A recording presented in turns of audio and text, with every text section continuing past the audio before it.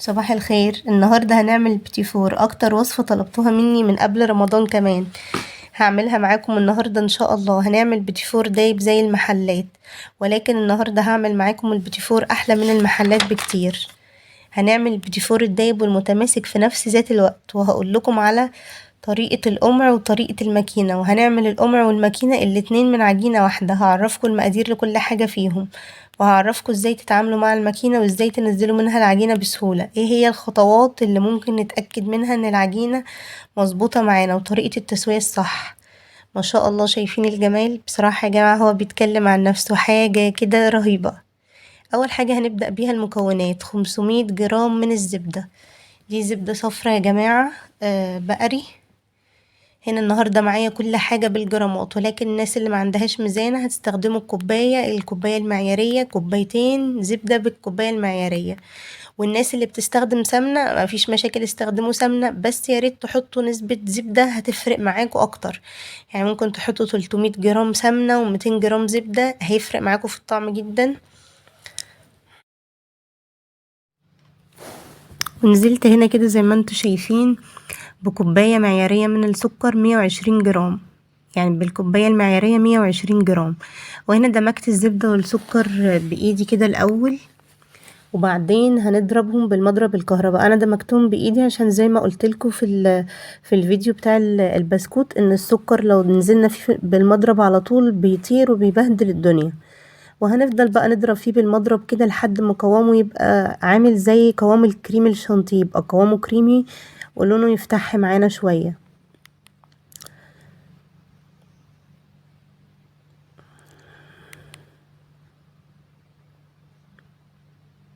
اهو ما شاء الله، هنا كان لونه افتح وقوامه بقى كريمي. ومعايا هنا بقى 4 بيضات. هناخد بيضة كاملة هننزل بيها ونضربها بالمضرب. ومعانا 3 صفارات، ولكن شلنا البياض، الصفار بس، هنستخدم الصفار بس. وده طبعا سر اللون والطعم. هو المفروض بيض بلدي، بس يعني لو ما لقيتوش هتستخدموا البيض الابيض عادي. هتنزلوا تلاتة صفار بيض وبيضة كاملة، والتلاتة صفار البيض دول هتشيلوا منهم البياض تماما. في عجينة القمع هننزل بكل المقادير دي اللي انتوا شايفينها، وبنفس كمية الزبدة ونفس كمية البيض ونفس كمية الدقيق. بس الدقيق هنقلل منه حوالي 30-40 جرام من الدقيق.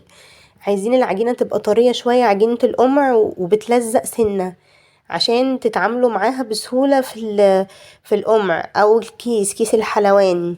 يعني هي نفس المقادير اللي انتوا شايفينها دي بالظبط، ونفس الخطوات وهتنزلوا بالزبدة والسكر البودر، وهتضربوا بالبيض وبكل المقادير. ولكن الدقيق، النص كيلو الدقيق او كوبايتين الدقيق طبعا هيبقوا 500 جرام دقيق، لا هتقللوا منهم. يعني هتحطوا مثلا 460 جرام دقيق او 470 جرام دقيق. المهم اركنوا 50 جرام دقيق على جنب، وشوفوا الدنيا. لازم العجينة تكون طرية جدا، يعني شوية وبتلزق في ايديكوا، عشان تعرفوا تتعاملوا بيها في كيس الحلواني او في القمع بسهولة. وهنا بقى زي ما انتوا شايفين انا بنزل بالدقيق تدريجيا عشان الدقيق يختلف من نوع للتاني. وبعتذر المرة التانية على صوتي من البرد. وهنا بننزل بالدقيق تدريجيا كده لحد ما العجينة تلم معانا. انا ما بعجنش، ولكن بلم العجينة.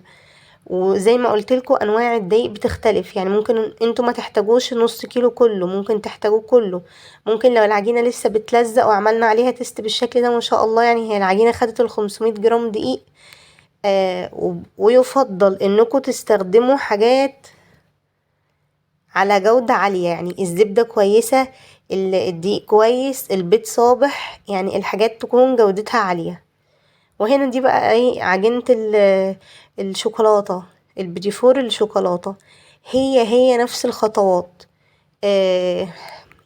500 جرام زبدة، 500 جرام زبدة، كوباية من السكر البودر وضربتهم بالمضرب الكهربي، والاربع بيضات، 3 صفار وواحدة بيضة كاملة. وهنا بقى ايه هنقسم الدقيق والكاكاو. هننزل بكوباية من الدقيق وكوباية من الكاكاو، هننزل بيها تدريجيا، وهنبدأ نلم العجينة بالشكل ده زي ما انتوا شايفين. ولكن لو كوباية الكاكاو خلصت، يعني زي ما انا ما عملت كده ولسه العجينة بتلزق، حطيت لها ربع كوباية من الدقيق، وهنبدأ نعمل العجينة تيست. هي نفس خطوات الشوكولاتة، نفس خطوات الفانيليا، بس في الاخر بنقسم كوباية دقيق وكوباية كاكاو، بس في البداية هي نفس الخطوات زي ما قلتلكم. وهنا بقى العجينة انا بعملها بشكل كده طولي، وبحطها في الماكينة بتاعتي، وببدأ احط الشكل اللي انا عايزاه. هي الماكينة كده زي المسدس، وابدأ اتك بيها وفي صينية ألمونيوم. ويفضل انكم تسووا في صواني ألمونيوم يا جماعة، ولكن الناس اللي ما عندهاش صواني ألمونيوم هتستخدموا اي صينية تيفال او جرانيد، وهتحطوا فيها ورقة زبدة وهتتعاملوا معاها عادي. ولكن انا بفضل الصواني الألمونيوم. طبعا انا هنا مش دهنة الصينية حاجة ابدا، زي ما انتوا شايفين كده. ركبتها قدامكم، عملت العجينة بشكل طولي، وحطيت الشكل اللي انا عايزاه وقفلتها، وهبدأ اشتغل. بس لازم الماكينة تبقى مليانة عجينة عشان تنزل معاكم بسهولة. وهنا طبعا احنا اتأكدنا من ان العجينة مظبوطة، عملنا عليها تيست ودوسنا عليها بايدينا ومفيهاش اي تشققات. مبدئيا بتدوسوا عليها بايديكم في التيست، مفيهاش اي تشققات، بتشتغلوا بيها تمام. لقيتوا فيها نسبة تشققات بتزودوها نسبة سمنة، يعني بتزودوها نسبة سوائل.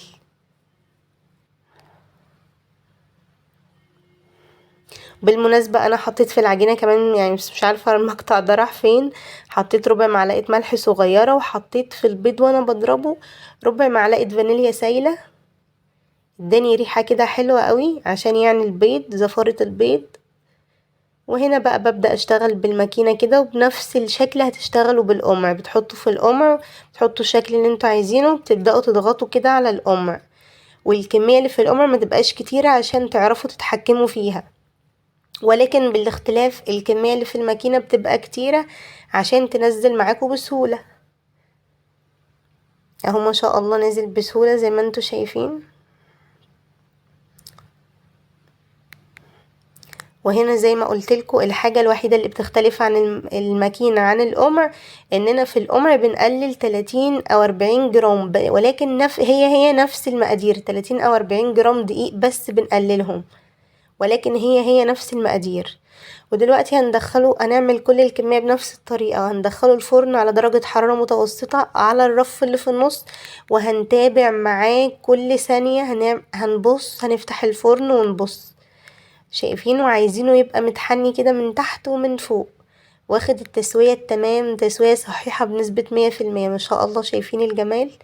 وهنا بقى معايا دي الحشوة بتاعته، مربى فيتراك او مربى اي نوع انتوا تفضلوه.